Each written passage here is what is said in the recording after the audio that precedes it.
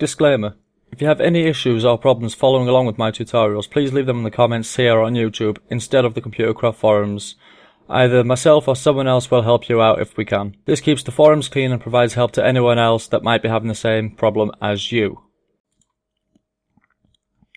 So, hi guys, NDFJ, and I know I said I was going to do a video every weekend, but stuff's happened. I say stuff's happened. I ended up getting a new job and I now work night shifts, meaning that through the day I'm usually asleep and I've not really had time to get everything, well, to get videos recorded and get videos set out.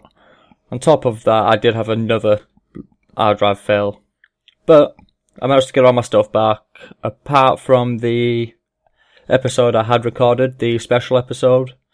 So instead of re-recording that, I'm just going to put that into the beginning part of today's tutorial and then start on the next part as well. So the video might be a little bit longer today than usual. But where we left off last time, we managed to create this very basic UI, black background, taskbar across the top. None of this stuff actually works yet, does it? No. Apart from lower prompt, quit, shut down, log off and reboot. Sorry about that noise. So, the first thing I'm going to start with is I'm just going to quit out of there. Just going to clear the screen. LS. Just start up. Right, I'm just going to make a new file under a new directory. So I'm going to call the directory ds_data. And I'm going to call the file .kernel. So it's a hidden file. No, I'm going to take the dot off because sometimes they don't work. So we're just going to call the file kernel. And just save that. I don't really need that open in Computercraft. It's just easier to create files and directories like that. So I'm going to come back into here. And as you can see over here, don't know if you can actually see that. Let me just zoom in. Right. Over here on this left-hand side, we have the computers that I've currently got in my world. I've got my DS data, which I've just created, and my kernel, which is empty. And while I'm here, I'm just going to set the syntax to Lua. There it is. So, we have the syntax set to Lua. We have this new file that we've just created. And the reason we created that and didn't put anything in it is because I'm going to get a couple of APIs from the Computercraft forums and one that I've modified and put onto my own paste bin. Both the links will be in the description as well as the link to the kernel. And these files are really useful. So the first one I'm going to get is the flib API. Basically this is just the API for file control, like saving information to a file, reading it from a file, getting tables, getting whatever. And my computer's quite slow at the moment. So what I'm just going to do is I'm just going to take this, just select all of this, copy that, and paste it straight into here. I'm just going to go like that. Just paste that straight into there. Second thing I'm going to do is sometimes this doesn't work. So I take, where is it? Yeah. So if not fs dot exists path,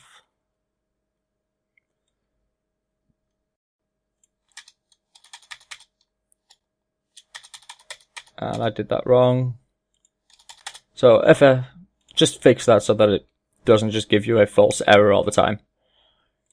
So now with that done, I'm going to come over to the next part. I'm not going to go through and explain what all of these do right now. I'll explain the ones that we need when we need them. Just come back up here. I'm just going to comment this out.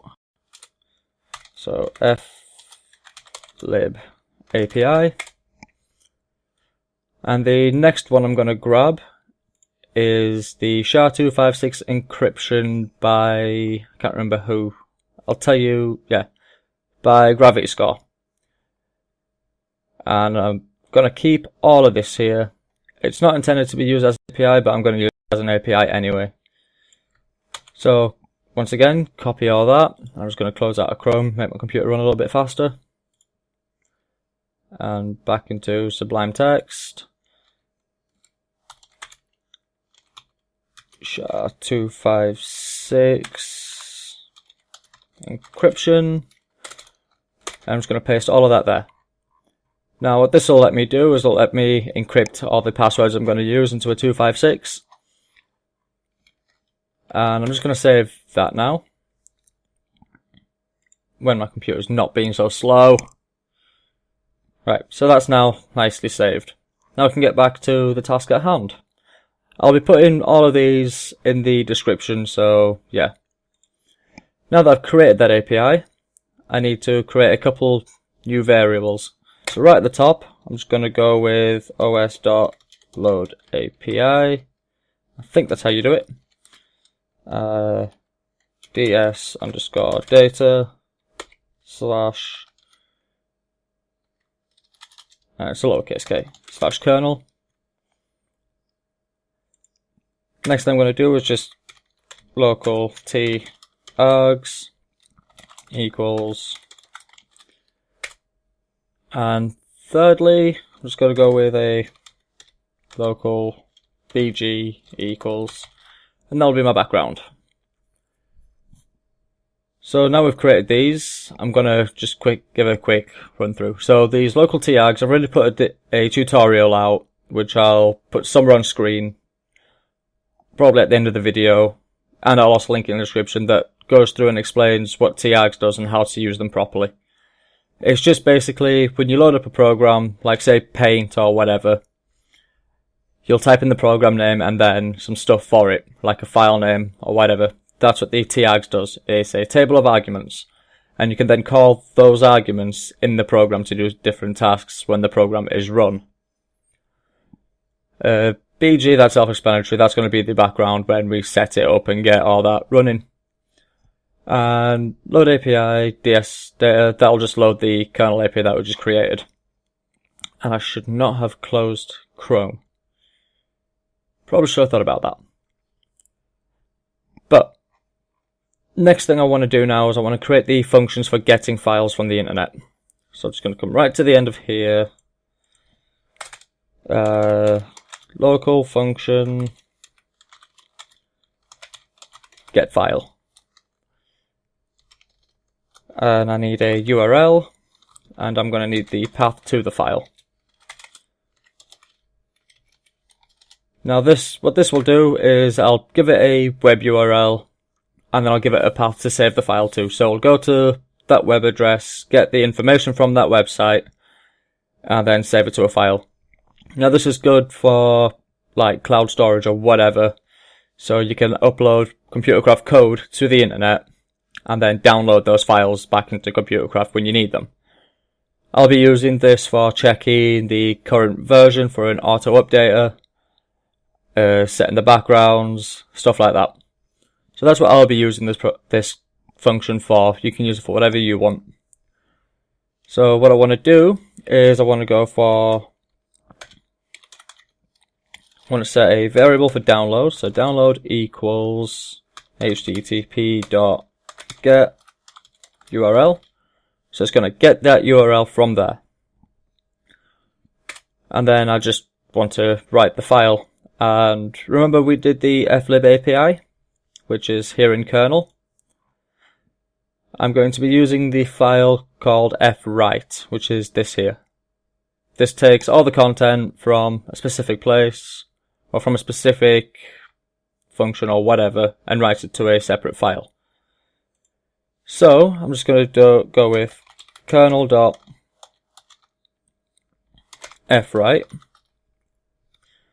and it's just going to be path and download.read all. So now what this is going to do is it's going to, because we've already opened the URL here, so this is the URL saved as download. Now we want to write download, but we want to read everything that's in it, so read all in download, then you want to save it to here. So when we call this function, we'll give it two arguments, the URL to get, and the path to save it to. Now if I open up Chrome again, this might take a while. I'm going to give you a brief example of what I mean. So I'll be back with you as soon as Chrome's opened up. Right, I'm back. And I've managed to get Chrome to load and Pastebin up. So, what I'm going to do is, I'm going to pick a random file from my Pastebin. I'm going to go with, I don't know, Ccouch. I think this is just an installer. Nope, this is the full API. Perfect. So I'm just going to go with this file because this is going to be quite useful actually. But rather than copying and pasting all of this, what I am going to do is I'm going to go for raw. So I'm going to click on the raw button. I'm going to copy this URL here. Now what I want to come and do is just before this is doing all of this, I'm going to comment this out just for a second. So just comment that out. And I'm going to go with if t args, if hash t args is equal to 2, then end. So if there's 2 arguments that you set when it loads, then run this code, else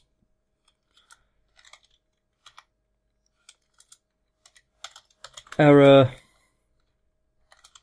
not enough arguments. Just for the sake of this part of the tutorial, I'm just going to do that. So if targs is equal to 2, then get file targs 1 targs 2. So what this will do is, when you run it, if there's only 2 arguments, it'll run this getFile function here, using the first argument that you put as the URL and the second argument as the path. So if I just quickly save that, and I come back over to here, just reboot this computer to make sure it's fine, and it's going to error because there's only one, well, there's no arguments. Yeah. So startup 2 attempt to call nil. What did I do wrong there?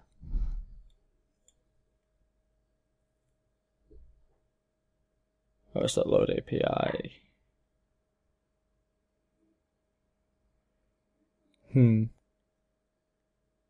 I'll be back in a second. And I'm back. I know what I did. I need to do that. So API all caps. I just cross-referenced some old code that I had lying around. So if I just do startup and the URL that I put in earlier that I got from Pastebin, so to the actual raw file itself, and I want to put this into ds underscore data, and I'm going to call it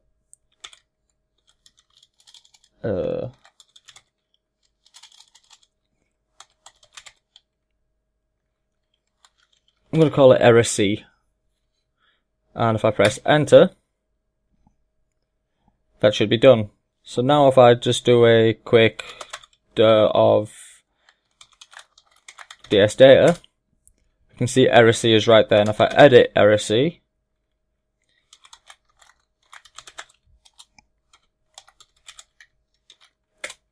you can see the entire Ccouch API is here. I don't know why that's there. Yeah, you can see the entire Ccouch API is here, which you'll also find. Okay, that didn't click on that. Which you'll also find here. So all of this is here, and it'll match the file you've just downloaded.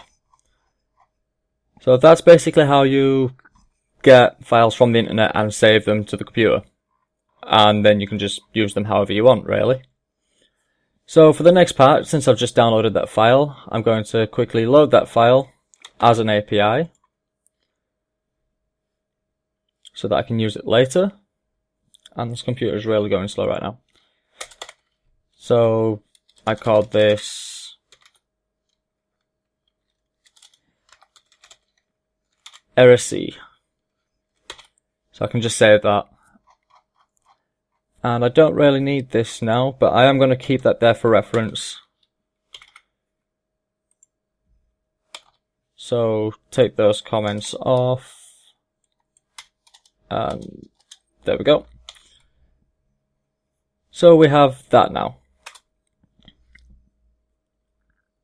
And that's actually everything I wanted to get through.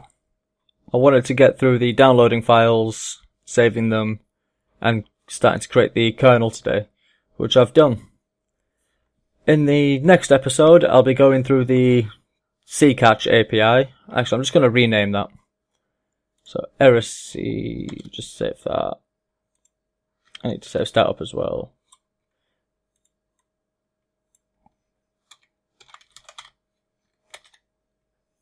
Yeah, I just want to rename that file right quick.